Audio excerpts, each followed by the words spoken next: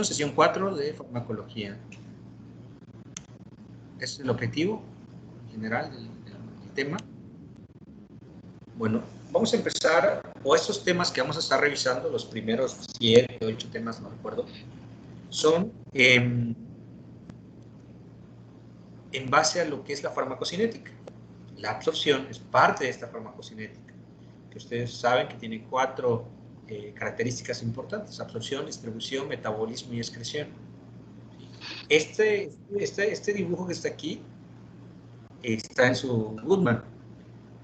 Nosotros a la parte de la farmacocinética también involucrábamos una L. Cuando hablábamos de la mnemotecnia que utilizábamos, le agregábamos la L, que significaba liberación, y aquí Goodman nos lo marca. ¿Por qué es importantísimo la liberación? ¿Sí? Necesitamos conocer cómo es el fármaco. Es una tableta, es una cápsula, es una grajea, es un comprimido, es masticable, es un supositorio, es una solución, es una suspensión, ¿sí? Etcétera. Y tenemos que conocer cómo se administra ese fármaco. Es por vía oral, es por vía intravenosa, intramuscular, subcutánea, intradérmica, tópica, vía sublingual, inhalatoria, intratecal, intraósea, intraperitoneal, intracardíaca, etc. Para que se pueda absorber. No sé si les platiqué a ustedes, pero el otro día les comentaba que una paciente que le dieron tabletas vaginales, pues como no le dijeron que eran por vía vaginal, ella pensó, como vio tabletas, pues se las tomó vía oral y no se absorbió el fármaco y no tuvo efecto terapéutico. Pues de ahí la relevancia de conocer cómo es el fármaco, las formas éticas, y ahí entra lo que es la liberación. Después vienen los procesos de absorción.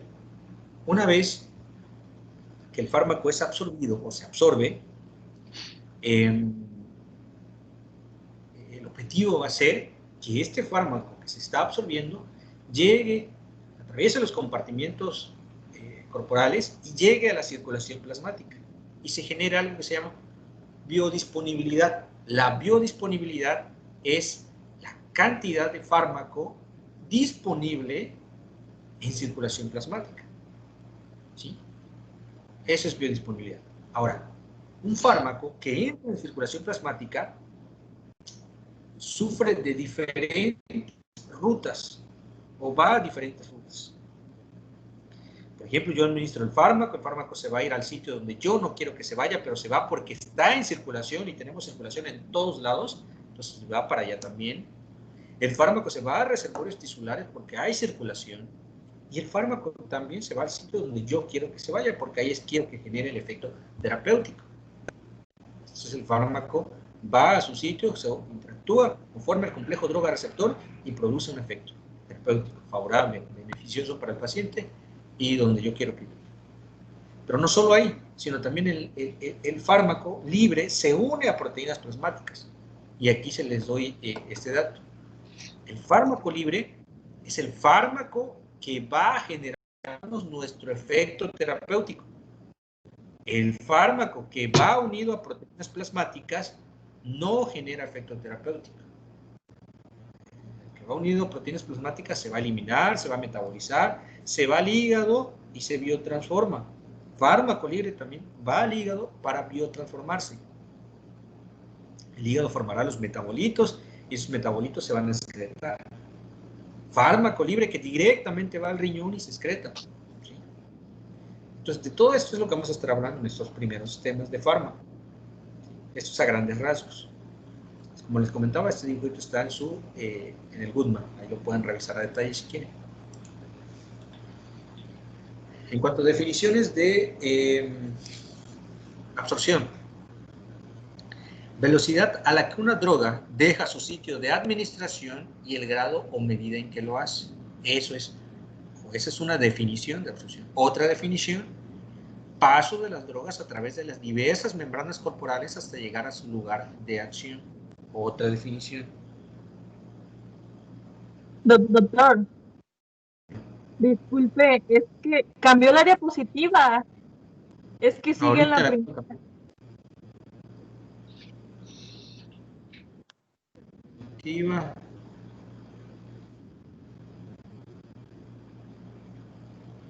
¿Sí veían la diapositiva o no la veían? ¿O qué veían? No, doctor, no se veía. El inicio nada Una más. introducción. ¿Esta no la veía? No. No, doctor. Entonces, ¿por qué no me decían nada y yo les explicaba? Y... Yo pensé que Es que estaba pensé que era Pensaba la que era una introducción. presentación que estaba dando como una introducción. Bueno, ¿qué grupos son? ¿Qué grupos son para ponerlos en la lista negra? ¿Cuál es el grupo? ¿El grupo A? Sí. Bueno, que no les creo. Está reviso. Bueno, ok, les decía, todo eso que estaba yo comentando de la liberación del fármaco, la absorción, el fármaco libre, es este dibujito. Les dije varias veces dibujito. Este dibujito se los dije.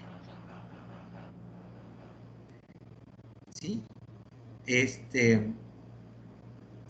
Permítanme.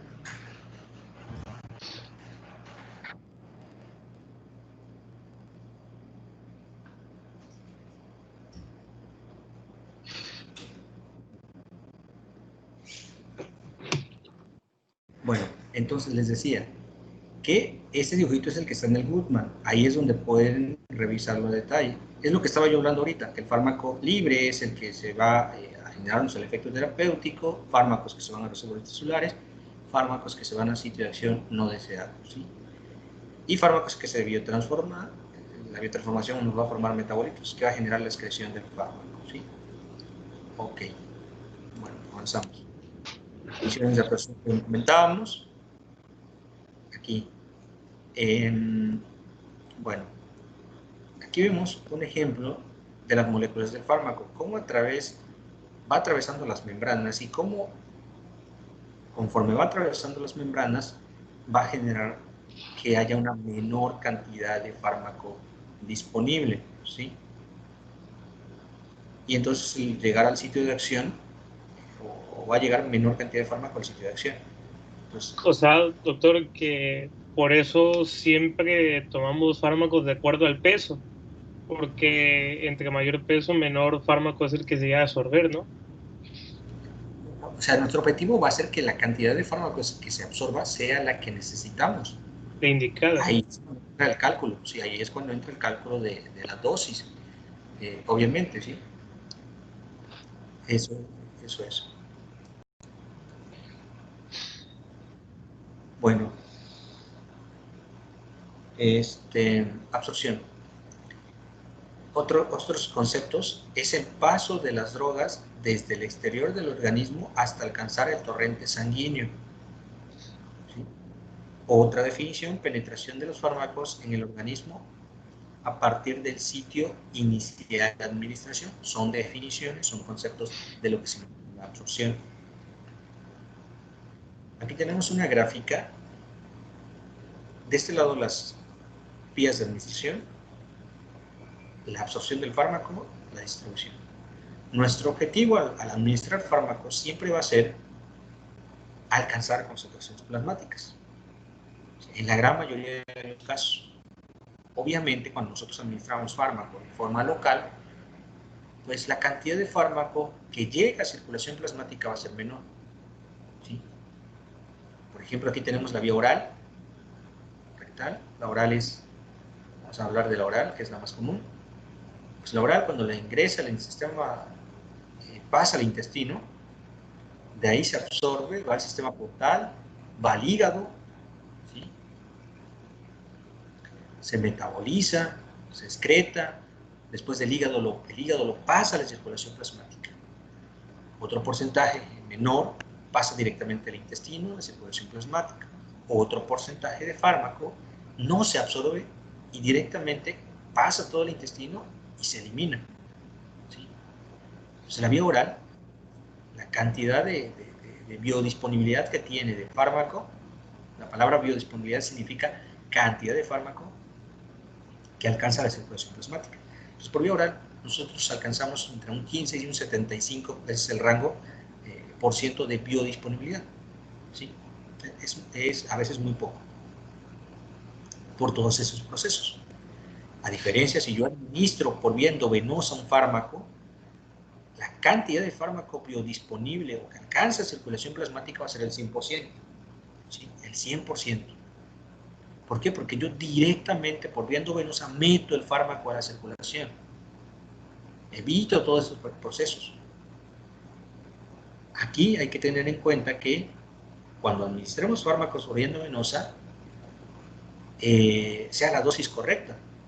¿Por qué? Porque si yo no calculo dosis, si yo no sé cuál es la dosis correcta y yo los meto a la circulación y es más de lo que el paciente requiere, voy a tener mucho fármaco, voy a generar efecto terapéutico, pero además del efecto terapéutico, con la vía endovenosa tengo más probabilidad de reacciones adversas, ¿sí? De reacciones adversas. Entonces hay que tener cuidado con esta característica, con esta vía de administración. Por la vía percutánea, la piel, ¿sí? Normalmente la piel la usamos para administrar por vía tópica, cremas, pues. Pero a pesar de que, y normalmente es de forma local, o sea, yo tengo prurito en una zona de la piel, entonces me pongo una crema y ya se me quita. Entonces actúa de forma local. Sin embargo, a pesar de que el fármaco actúa de forma local en la piel, también se absorbe. ¿Y por qué se absorbe? Porque tengo vasos sanguíneos en la piel. Tengo vasos sanguíneos en todos lados. Y donde yo administre fármaco y la forma en la que yo lo administre, no importa cómo sea, siempre va a pasar a la circulación. Dependerá de la vía, la cantidad de fármaco, pero pues, obviamente por piel va a ser mínimo el fármaco que voy a encontrar en plasma. Pero sí se va a lograr absorber una parte, ¿sí? Ok. Y aquí tenemos otras vías. Y esta es la vía de la eliminación. Tenemos orina, heces, por mencionar algunas, aire, leche, sudor, etc. Vamos a ir revisando todo esto.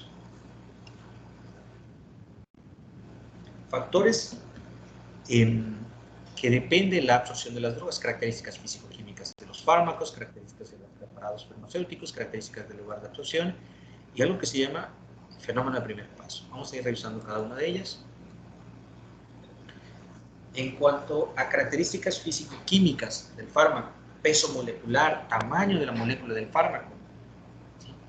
Las moléculas del fármaco, hay sitios, hay membranas, hay tejidos donde la porosidad de esa membrana es muy limitada, entonces impide que fármacos atraviesen esa membrana corporal. Entonces, el tamaño de la molécula es importante al momento de que el fármaco va a ir atravesando las membranas corporales.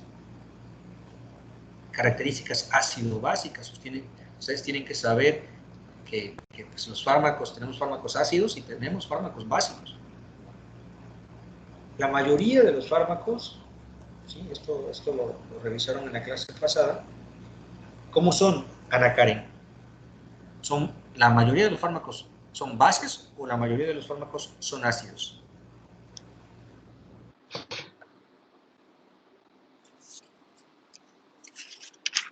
Son ácidos.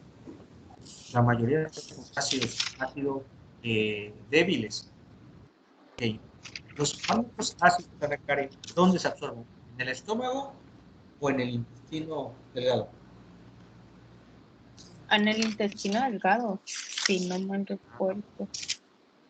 Ok. Me permite un momento, ahorita regreso. Permítame un momento.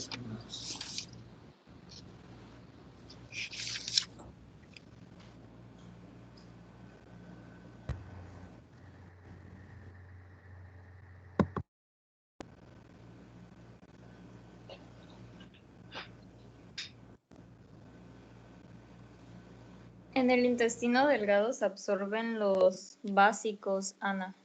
En el estómago son los ácidos.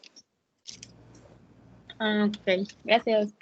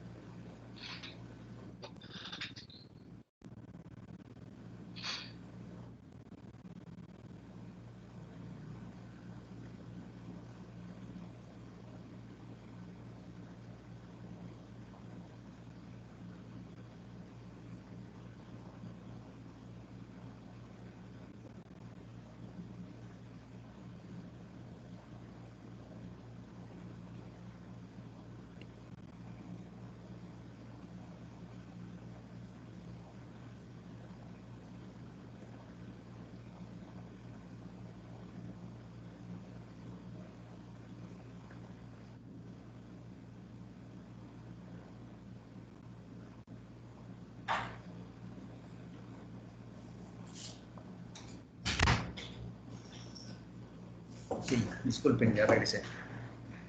Bueno, estábamos con que en el intestino delgado, específicamente en el duodeno, es donde se produce la absorción de fármacos básicos.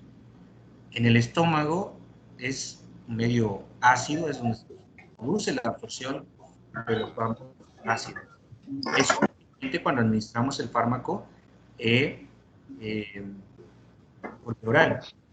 pK de los fármacos tienen un pK, la constante de disociación.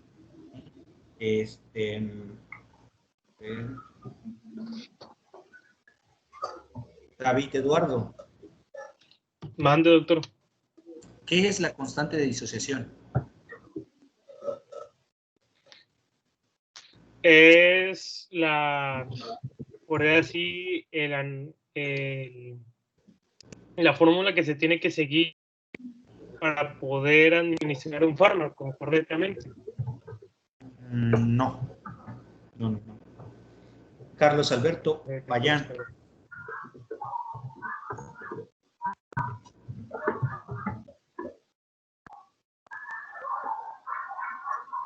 Carlos Alberto.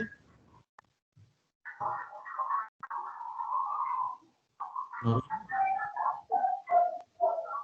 Aguas con sus micrófonos, apaguen. Creo que hay alguno que... O sea, enciéndalo cuando vayan a participar. De ahí en fuera, por favor.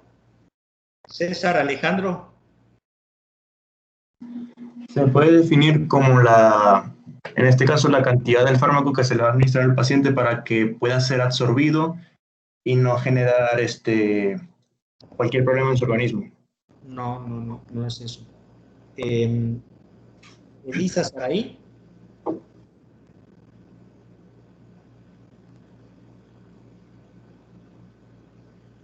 ¿Se durmió? Es una medida cuantitativa de la fuerza del ácido. Más o menos. Julio Mesa. ¿Qué es la constante de disociación?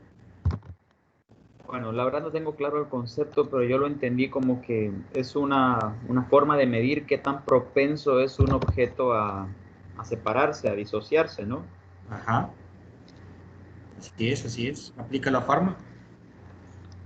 Entonces, ¿qué tan propenso es un fármaco o un medicamento a absorberse rápido o separarse del resto de su excipiente? Más o menos así es. La constante de disociación, el pK de los fármacos, es la capacidad de un fármaco de disociarse. Porque nosotros, acuérdense, el fármaco, y es lo que vieron en la clase pasada, el fármaco tiene dos fracciones. Una fracción ionizada y una fracción no ionizada. Entonces, el pK del fármaco me dice en qué medio tengo que administrar el fármaco o cuál sería el medio en donde va a haber mayor disociación. Si por ejemplo, el fármaco alcalino básico lo meto en un medio ácido, pues ahí la cantidad de fármaco que se va a disociar va a ser muy poca. Voy a tener mayor fracción ionizada que no ionizada. Voy a absorber poco fármaco, o se va a absorber poco fármaco, porque un fármaco básico requiere de un medio básico. Y si yo lo meto a un medio ácido, no se va a absorber bien, no se va a disociar bien. Disociar es esa parte de fracción no ionizada y fracción ionizada de los fármacos. ¿Sí? Por ejemplo, si yo tengo la aspirina es un ácido fuerte, ¿sí? Más o menos tiene un pK como de 4, de 5. Esta aspirina, cuando yo la administro vía oral, requiero de un pH ácido para que yo genere para que la disociación de la aspirina a su fracción no ionizada sea mayor y por ende mayor absorción del fármaco. ¿Sí? Eso es la constante de disociación, cómo se separa la fracción ionizada, la no ionizada, a yo administrar un fármaco y meterlo a su medio que es, pues. O si es un medio que no es, en el caso de un fármaco ácido, lo meto a un medio básico, pues no se va a disociar y voy a tener mayor cantidad de fármaco ionizado. coeficiente de partición, lípido-agua, y contra el grado de ionización, liposolubilidad. Aquí es, por ejemplo, nosotros en el organismo tenemos sustancias liposolubles e hidrosolubles, ¿sí? Liposolubles e hidrosolubles.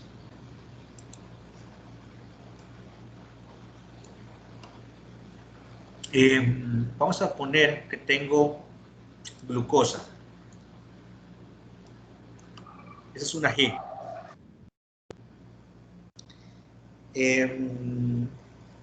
Isabel Cristina. Sí. ¿La glucosa es hidrosoluble o es liposoluble? Liposoluble. La glucosa, ¿por qué es liposoluble? No recuerdo bien, doctor, perdón. Sí, muy bien. ¿Sería porque es una hormona? No. ¿Quién contestó? Más no. ¿Mande? ¿Keila? ¿Keila? Sí. Ok. ¿Por qué la glucosa es una hormona? No, no, perdón, estaba pensando en la insulina, perdón. Se cancela. La glucosa, a ver, aprovechemos. ¿La glucosa es hidrosoluble o liposoluble? ¿Qué piensas? Es hidrosoluble, ¿no? Bien. Creo. Pues atraviesa con facilidad la membrana y la membrana es, pues, son lípidos agrupados. Ok. Y se pueden disolver. Es la célula. Esta es la célula. Y ustedes saben que la célula tiene una bicapa lipídica. Si lo están dibujando, pues bonito. Imaginemos que esto es una célula. Si la glucosa llega a la célula, la glucosa hace esto, entra con facilidad. Le dice a la célula, ¿qué onda? Ya llegué, entra, dale. ¿Hace eso la glucosa? Pregunta. No, necesita insulina para poder pasar. No. Exactamente, necesita un sodio para pasar. Es hidrosoluble. Exactamente, necesita un cotransportador. ¿Sí?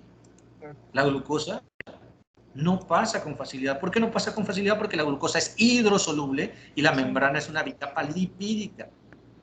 ¿Sí? Agua con lípido no se llevan, entonces no. La glucosa requiere de un cotransportador.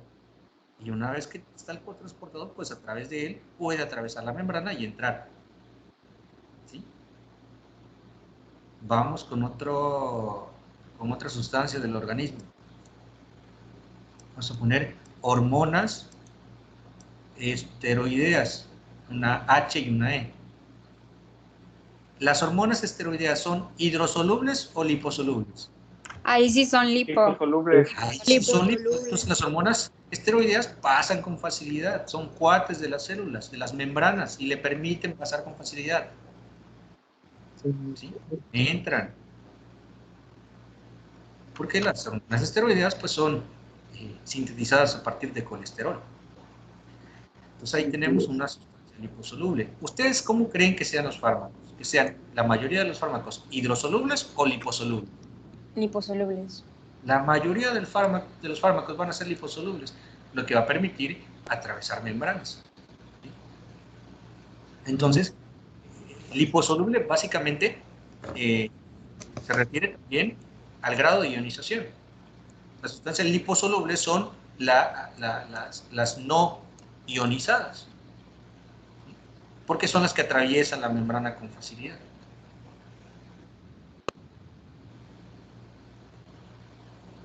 Características de la preparación farmacéutica. Dice, para administrar un fármaco, para que se absorba un fármaco, requiere de ese fármaco estar en una solución. Requiere estar en solución. Vamos a suponer que yo aquí tengo una cápsula. Aquí tengo otra cápsula. Aquí tengo otra cápsula. Aquí tengo una tableta. Vamos a suponer que esta cápsula tiene en su interior líquido. Ya la estoy llenando de líquido. Líquido. Vamos a suponer que esta otra cápsula tiene en su interior polvo. Si han visto cápsulas ustedes alguna vez, ¿no? Y ven que las cápsulas, algunas tienen polvo adentro, algunas tienen líquido, algunas tienen gránulos, partículas un poquito más grandes. Gránulos, son cápsulas. Supongo que las han visto, las han tomado o de algún familiar. Y esa es una tableta. Esta es una tableta sólida, tal cual. ¿Sí? Vamos a darle un número. Este va a ser el número 1. Este es el número 2. Este es el número 3. Y este es el número 4. ¿Sí? Ok. Esto también es importantísimo conocerlo en el momento de administrarle al paciente. Por eso lo estamos hablando ahorita. ¿Cuál creen ustedes que se absorbe más rápido? ¿La 1, la 2, la 3 o la 4?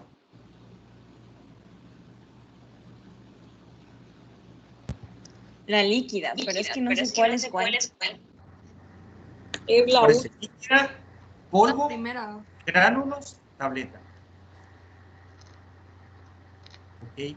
La La primera, tableta. ¿por qué? Porque me dice, para que se absorba, necesita, ya está en solución. Y la líquida, lo único que tiene que hacer es dar, una vez que entra al organismo, la mucosa gástrica, es liberar la película que tiene aquí y ya, listo, ya se absorbe. Ya está en solución, ya no necesita disgregación, disolución, nada.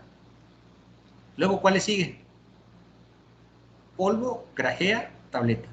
Perdón, gránulos, tableta. La de polvo. La de polvo, porque sí se va a tener que disolver, pero es más rápido porque ya está en polvo. ¿Sí? Esa es la que sigue.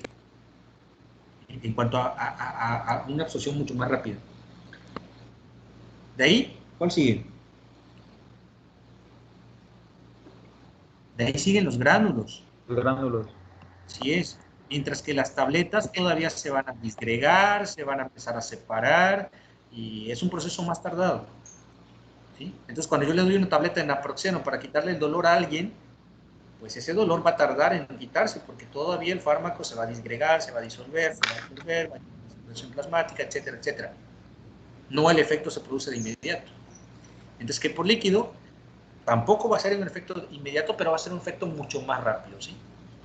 Entonces, la preparación farmacéutica, que es lo que acabamos de hablar, cápsula, tableta, polvo, grajea, gránulos, líquido, etcétera, condiciona la velocidad con la que se van a disgregar, disolver y absorber un fármaco.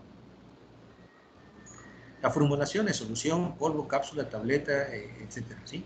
Es lo que acabamos de mencionar.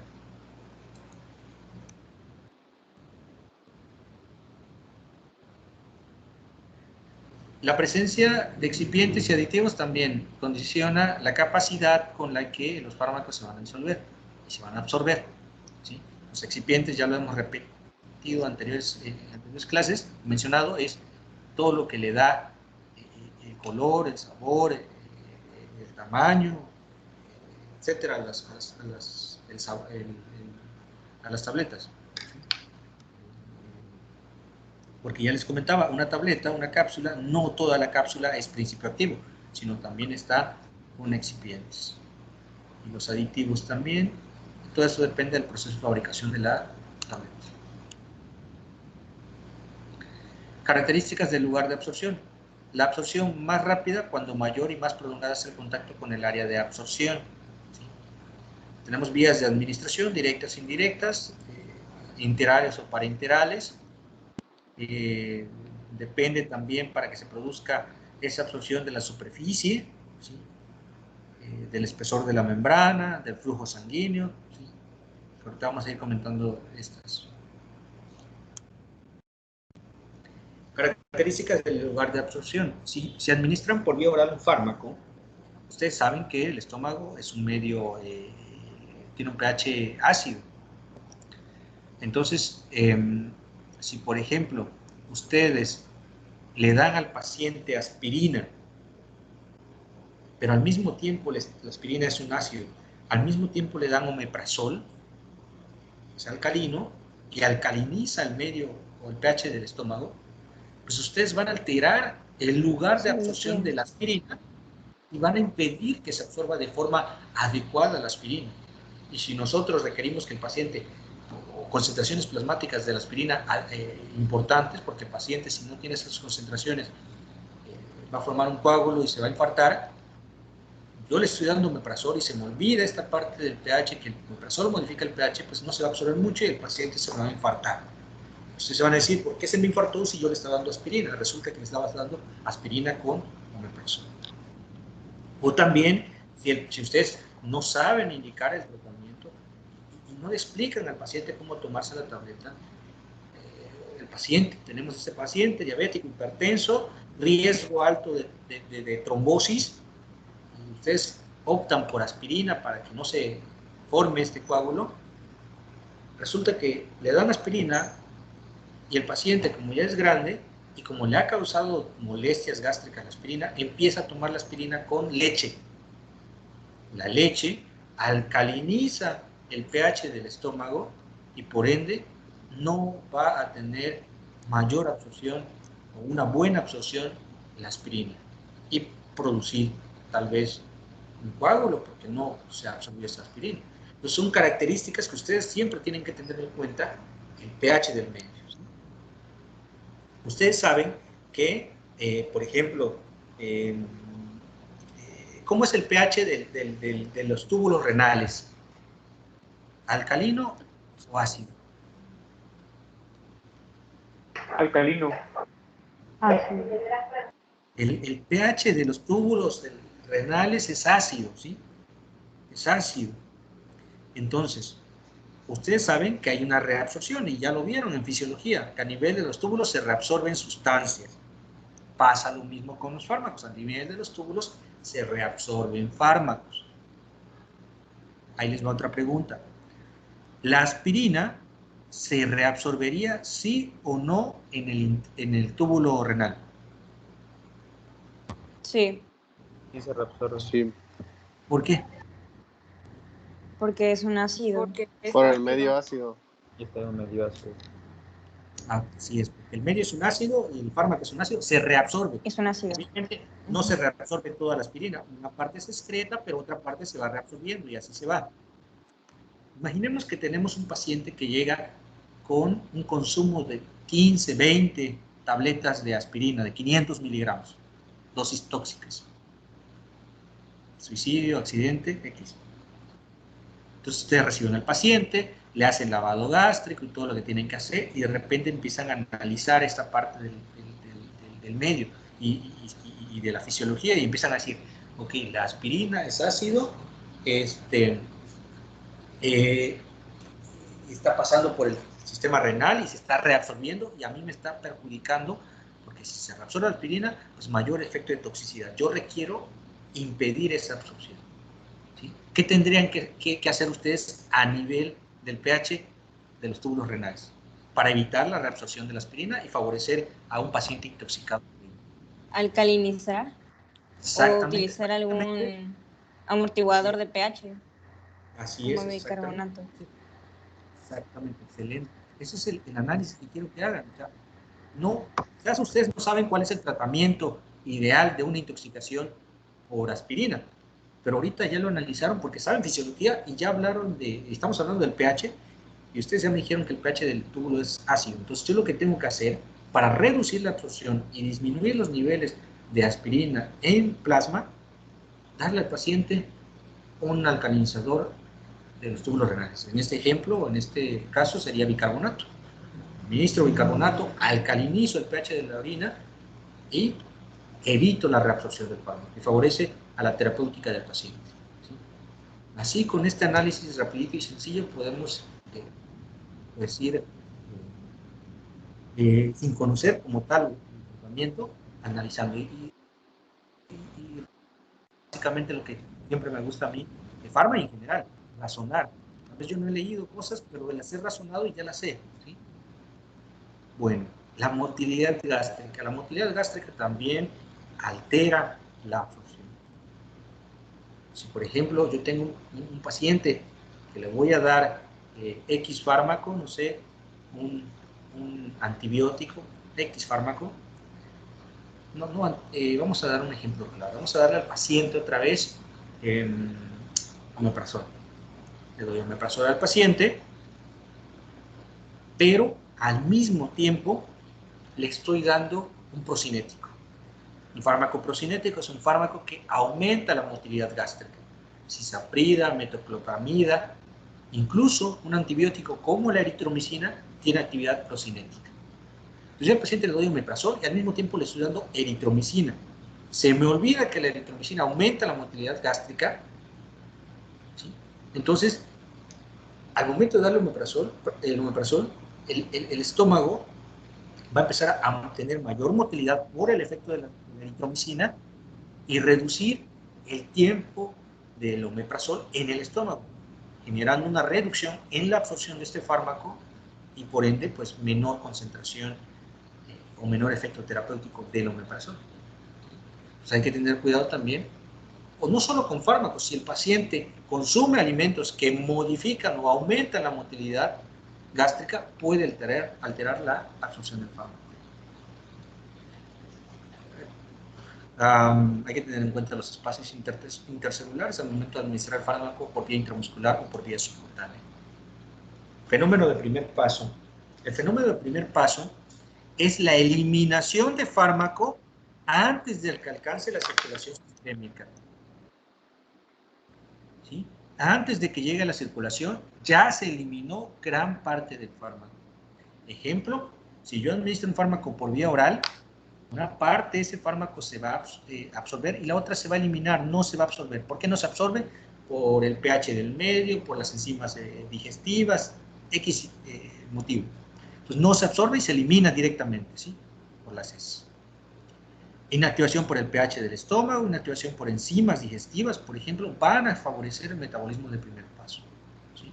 De un 100%, digamos, que tenemos de medicamento, al momento de ser vía oral, ya un 20% del fármaco ya se me eliminó. Y me queda 80%. 80% pasa al hígado, pero el hígado lo va a metabolizar. Entonces, eso es fenómeno de primer paso. Entonces, el hígado vamos a suponer que metaboliza un 30% del fármaco. Ejemplo, no estoy dando porcentajes exactos. Aquí es 100, 20, 30. Entonces, ¿qué fármaco, qué cantidad de fármaco me queda biodisponible? 50%.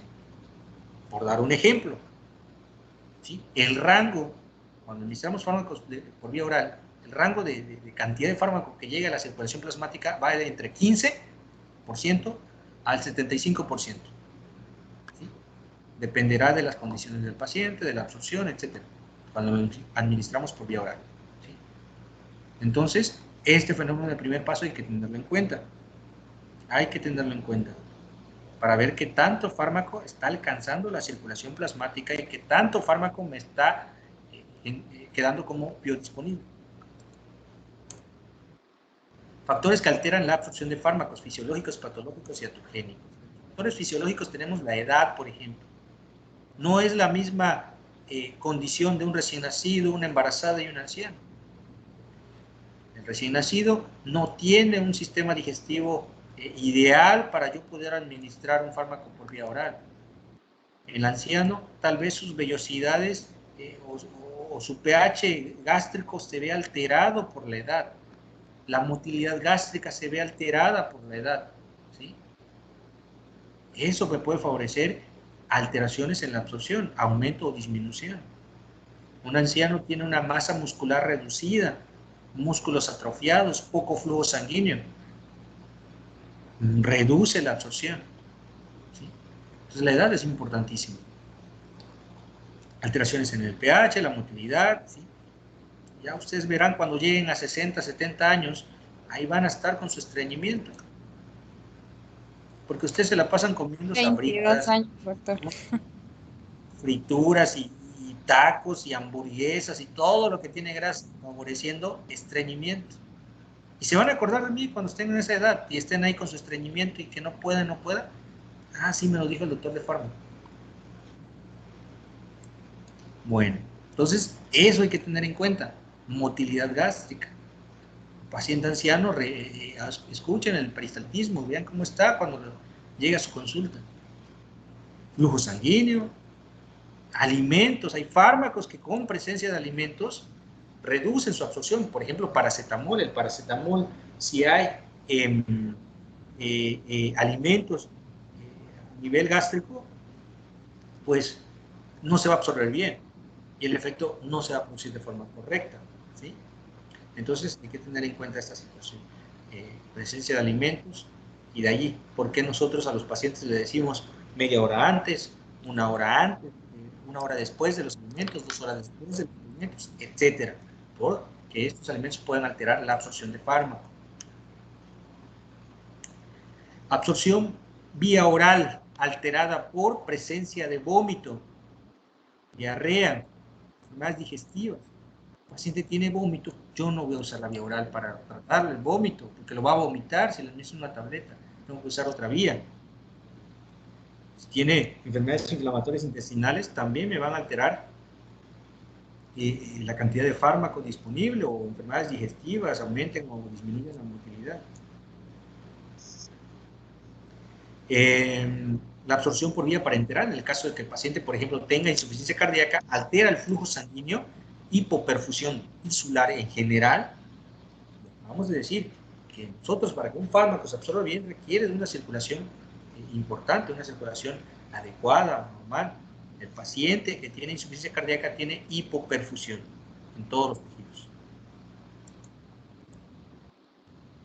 Factores iatrogénicos, formación de precipitados que impiden la absorción. En el caso de dar 2 fármacos, un fármaco alcalino y un fármaco ácido, ahí se va a alterar la absorción. Modificaciones en el pH, también con administrar fármacos alcalinos o ácidos. Modificaciones de la motilidad intestinal, el ejemplo que ya damos hace un momento de procinéticos, etc. Modificación del flujo sanguíneo también. A veces puede ser que nosotros alteremos con fármacos la cantidad de flujo sanguíneo de los pacientes. Fármacos que, por ejemplo, aumenten el gasto cardíaco, van a aumentar el flujo sanguíneo. Fármacos que reduzcan el gasto cardíaco, reducen el flujo sanguíneo, ¿sí? Ahí es la condición que nosotros hagamos con nuestros pacientes, cómo generemos los efectos al momento de dar 2 o más fármacos, ¿sí? Que no alteren la absorción de uno u otro. Biodisponibilidad, un concepto muy importante. La biodisponibilidad es la cantidad de fármaco que llega a la circulación plasmática y que está disponible para generar el efecto terapéutico, el efecto deseado.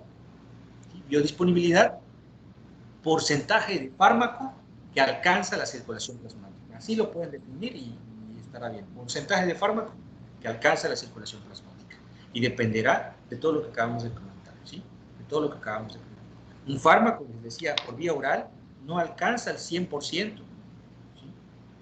Alcanzará entre un 15 y 75% biodisponible. ¿Por qué? Porque hay fenómenos de primer paso, porque hay alteraciones en la absorción, porque hay biotransformación, y cierta cantidad de fármaco va a llegar a la circulación. No quiere decir que ese 50% sea malo. Tal vez ese es el 50% que alcanza el fármaco y es el correcto, es el adecuado, ¿sí? No quiere decir eso.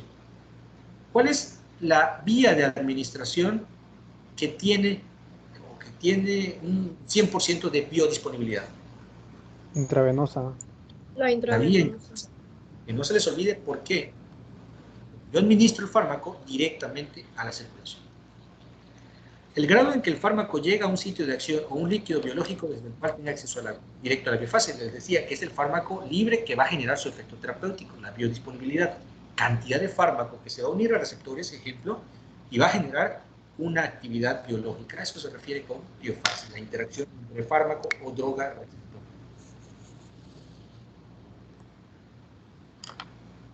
Entonces, cantidad de fármaco que llega a la sangre, ¿sí? Tiene que ver con la absorción. A mayor absorción, mayor biodisponibilidad. A menor absorción, menor biodisponibilidad, ¿sí? Entonces, la biodisponibilidad va o están en proporción a la cantidad de absorción de fármaco. Velocidad con la que se produce refleja la morfología de la curva de niveles plasmáticos de fármaco. Y, por ejemplo, Vamos a suponer quiero hacer un dibujito aquí. Esa es una gráfica. Es una gráfica. Esto se fue por la computadora, no lo sé. Pero es una gráfica, ¿sí? Aquí vamos a tener concentración plasmática y aquí tiempo.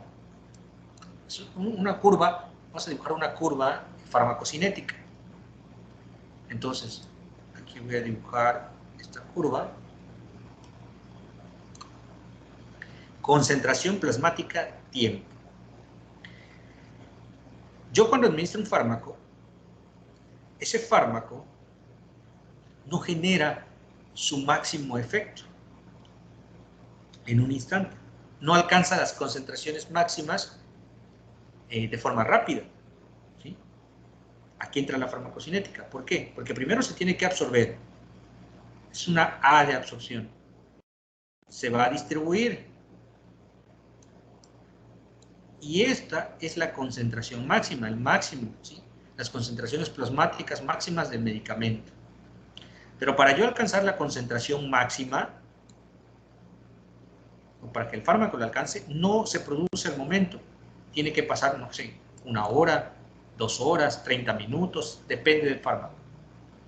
Una vez que ya alcancé las concentraciones máximas, pues el fármaco se va a ir metabolizando, se va a excretar y se va a eliminar por completo, hasta reducir, hasta alcanzar concentraciones muy bajas, que ya no haya fármaco en circulación plasmática, que ya no haya biodisponibilidad.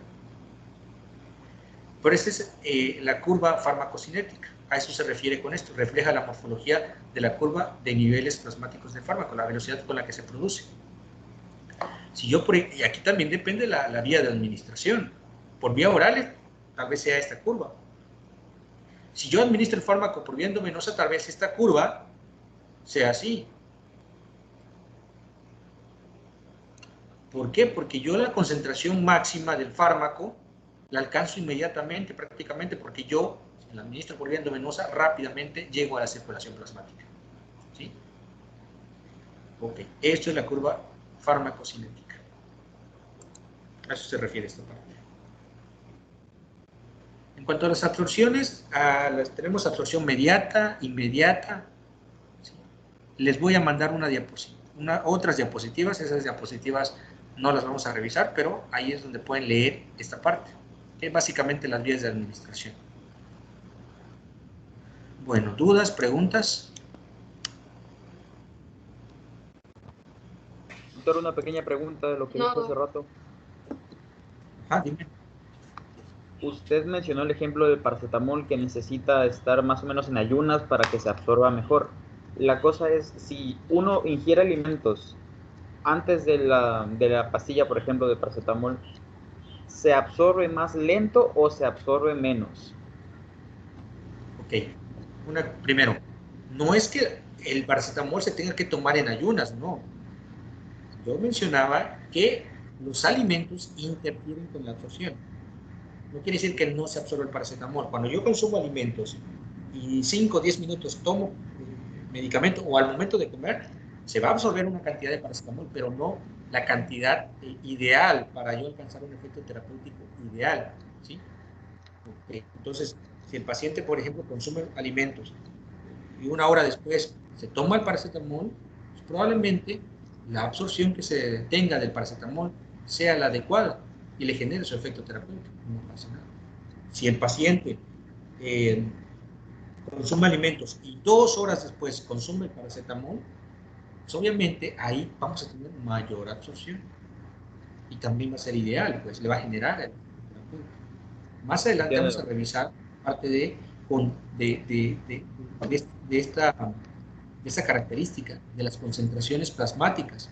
Yo cuando estoy dando tratamiento, obviamente no voy a esperar a que el fármaco se reduzca a 0 en circulación plasmática. Por eso, de ahí vienen los intervalos de administración. ¿Sí? Los fármacos tienen intervalos de administración. O sea, cuando le decimos al paciente cada 8 horas, cada 12 horas, cada 24 horas, cada 4 horas, cada 6 horas. ¿Sí? ¿Por qué? Porque si yo administro un fármaco, yo sé que hay una farmacocinética, se va a ir excretando, se va a metabolizar, y a las 8 horas, por ejemplo, de paracetamol, la cantidad de paracetamol, si yo tenía 50% en circulación plasmática, a las 8 horas me va a quedar 20. Tengo que hacer a las 8 horas, darle otra tableta de paracetamol, y ya le sumo a esos 20, otro 50% de paracetamol. Y a las otras 8 horas, y así me voy. A eso se refiere con intervalos de administración. Entonces yo nunca, cuando estoy tratando a un paciente, tengo que dejar que baje hasta que yo termine mi terapéutica, las concentraciones plasmáticas de un fármaco, ¿sí? Pero bueno, Gracias. eso lo voy a explicar más adelante con otro tema por ahí. Bueno, pues los dejo, espero que estén ya repasando receptores o que ya se hayan aprendido receptores, ese es lo ideal, ese es mi mundo ideal, que todos se aprendan los receptores, porque sí, vamos a empezar a revisarlos y espero no me fallen cuando yo pregunte cada uno de los receptores. Bueno, pues nos vemos hasta mañana, excelente tarde. Hasta luego. Adiós, gracias. Hasta luego. Adiós, doctor. Hasta luego.